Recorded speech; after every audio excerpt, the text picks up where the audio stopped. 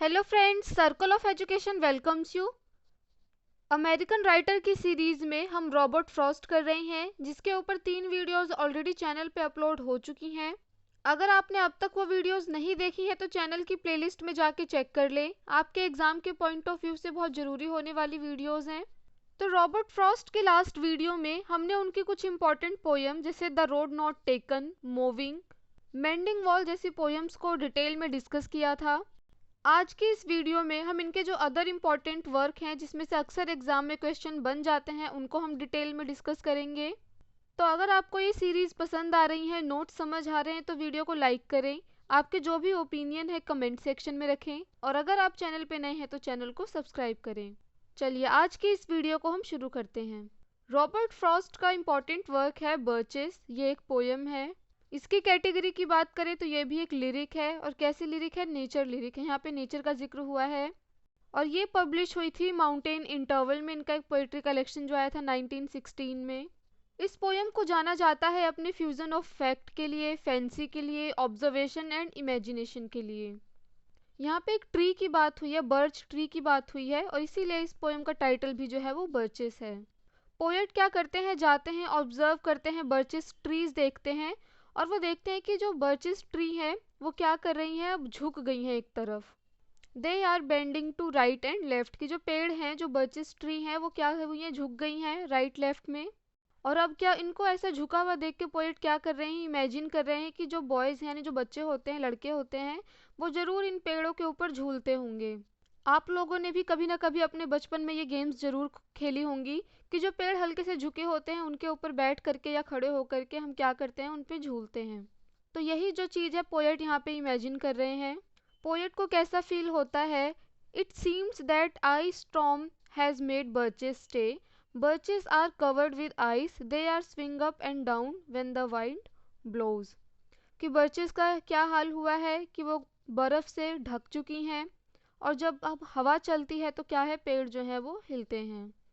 आगे poet imagine करते हैं कि जो बच्चे इस पे झूलते होंगे, पेड़ पे जो बर्च ट्री है उस पे जो लड़के झूलते होंगे, उनके अंदर जरूर ये स्किल होगी जिसमें वो बैलेंस जो है वो मेंटेन करते होंगे ताकि वो पेड़ से गिरे ना। आगे इसी पोएम में पोएट क्या विश करते हैं? Poet wishes to climb to heaven but he likes to return to the earth. कि वो हेवन जाना चाहते हैं कुछ टाइम के लिए, लेकिन वापस जो है वो अर्थ पे आना चाहते हैं। ऐसा क्यों है? Because earth is the right place for love, I do not know where it is likely to go better. कि अर्थ से बेहतर कोई जगह ही नहीं है। Poet wants to forget the bitterness of life, earthly existence for the time being, but he loves to return. कि जो रियलिटी है, जो लाइफ की जो बिटरनेस है, जो हम अर्थ पे देख रहे हैं, आसपास देख रहे हैं, इन सब कुछ भूलना चाहते हैं कुछ वक्त के लिए ही, लेकिन वापस से क्या है, वो अर्थ पे आना चाहते हैं। I would like to get away from earth a while and then come back to it and begin over. कि कुछ समय के लिए मैं अर्थ से दूर जाना चाहता हूँ, लेकिन फिर से वापस आकर के दोबारा शुरू करना चाहता हूँ। नेक्स्ट वर्क देख लेते हैं इनका, फायर एंड आइस। ये भी क्या है, एक 9 लाइन में लिरिक है, बहुत ही शॉर्ट पोएम है। इसमें बहुत ज़्यादा कुछ डिस्कस करने के लिए नहीं है। ये न्यू हैम्पशायर में पब्लिश हुई थी 1923 में। यहाँ पे आइस को और फायर को, यानी आग और बर्फ़ को जो है दिखाया गया है कि ये इक्वली गुड है। किस चीज़ के लिए? डिस्ट्रक्शन के लिए। ये दोनों ही चीज़ें क्या कर सकती हैं? तबाही ला सकती हैं। फायर जो है वो किसको सिंबलाइज करता है? इंटेंसिटी ऑफ पैशन और डिज़ायर। और आइस जो है वो सिंबलाइज करता है कोल्ड ऑफ हेटर्ड। चलिए मूव करते हैं नेक्स्ट वर्क की तरफ। Stopping by woods on a snowy evening, most moving lyric है ये, और ये भी किस में पब्लिश हुई थी? न्यू हैम्पशायर में 1923 में। ये स्टार मार्क कर लेना है, इम्पॉर्टेंट है, एग्जाम में आ सकता है। कि जवाहरलाल नेहरू जो इंडियन हमारे प्राइम मिनिस्टर थे पहले, उनको ये पोएम पर्सनली बहुत ज़्यादा पसंद थी। और जब नेहरू जी की डेथ हुई थी तो उनकी टेबल पे इस पोएम के कुछ लाइंस जो है वो वहाँ पे रखी हुई मिली थी। वो कौन सी थी, आइए देखते हैं। The woods are lovely dark and deep but I have promised to keep, and miles to go before I sleep, and miles to go before I sleep. ये पोएम देखने में सिंपल लग रही थी, लेकिन ये सिंपल है नहीं। यहाँ पे बहुत सारे सिंबल यूज हुए हैं। इस पोएम का अपना एक अलग डीप मीनिंग है। इस पोएम में जो डार्कनेस और स्नो जो दिखाया गया है ना, स्नो टाइटल में भी आया है, ये किसको सजेस्ट कर रहे हैं? डेथ को। और वुड जो है वो किसको सजेस्ट कर रहे हैं? Would suggest enchantment, a kind of irresponsibility. This poem is the poem of music and melody because of the wall sound. कि इस पोएम को पोएम ऑफ म्यूजिक और मेलोडी भी बोला गया है क्योंकि इस पोएम में बार बार जो है हमें वॉल साउंड सुनने को पढ़ने को मिलते हैं। चलिए मूव करते हैं नेक्स्ट वर्क की तरफ। टू ट्रैम्प्स इन मड टाइम, ये क्या है? ये भी एक लिरिक है और किस में पब्लिश हुआ था ये? अ फर्दर रेंज, जो कि 1936 में आया था। यहाँ पे जो पोएट हैं वो स्पीकर हैं फर्स्ट पर्सन में, और इसको जो है ऑटोबायोग्राफिकल पोएम बोला जाता है।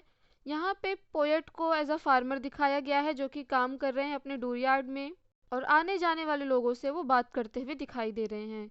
तो अप्रैल के एक दिन में क्या होता है कि पोएट जो होते हैं बिजी होते हैं, वुड यानी लकड़ियाँ काटने का काम कर रहे होते हैं। एक सेटिस्फेक्शन के लिए वो ये काम कर रहे होते हैं। फिर होता क्या है कि उसी रास्ते से दो लोग जा रहे होते हैं, और वो जो दो लोग काम करने वाले जा रहे होते हैं जो मिट्टी से लदे हुए हैं, वो ये देख करके सोचते हैं कि लकड़ी काटने का काम हमारा है। और जब वो पोएट को लकड़ियाँ काटते हुए देखते हैं तो वो पोएट को क्या करते हैं? फूल समझते हैं, बेवकूफ़ समझते हैं, क्योंकि पोएट जो है वो बहुत तरीके से, जिस तरीके से लकड़ी काटी जाती है वो उनको नहीं आता है। कुल्हाड़ी जिस तरीके से पकड़ी जाती है उन्होंने उस तरीके से नहीं पकड़ी हुई है, तो वो बहुत जज करते हैं पोएट को। हालांकि वो ऐसा कुछ क्लियरली कहते नहीं है, लेकिन पोएट जो है उनके एक्सप्रेशन को देख करके ये चीज़ समझ जाते हैं। वो समझ जाते हैं कि इन दो लोगों को जो है काम चाहिए, और पोएट का भी यही मानना होता है कि अपने प्लेजर के लिए ये करना ठीक नहीं है, ये काम उनका है और इसीलिए ये काम जो है उनको करना चाहिए, क्योंकि वो ये काम प्लेजर के लिए नहीं बल्कि अपने डेली ब्रेड यानी रोजी रोटी के लिए करते हैं। और अपने प्लेजर के लिए अगर हम कोई काम करते हैं तो वो किसी के अनएम्प्लॉयमेंट का कारण भी हो सकती है। चलिए मूव करते हैं नेक्स्ट वर्क की तरफ। नेक्स्ट इम्पॉर्टेंट वर्क है द गिफ्ट आउटराइट।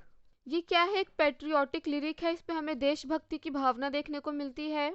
बहुत छोटी पोएम है, बहुत ज़्यादा बड़ी नहीं है, और ये किस में पब्लिश हुई थी? अ विटनेस ट्री, जो कि 1942 में आया था। इसमें जो है हमें यूएस की यानी अमेरिका की हिस्ट्री देखने को मिलती है। इस पोएम में हमें पोएट का जो फेथ है, जो लव है अपनी कंट्री के लिए, वो देखने को मिलता है। इसमें एक लाइन भी यूज़ हुई है, such as she was such as she would become. और इस पोएम को रिसाइट करने के लिए भी फ्रॉस्ट को बुलाया गया था जब व्हाइट हाउस में प्रेसिडेंट कैनेडी ने अपना समय लिया था, अपनी पोजीशन पे आए थे। तो ये पोएम जो है उसको सोर्स ऑफ इंस्पिरेशन के तौर पे देखा जाता है अमेरिकन्स के लिए।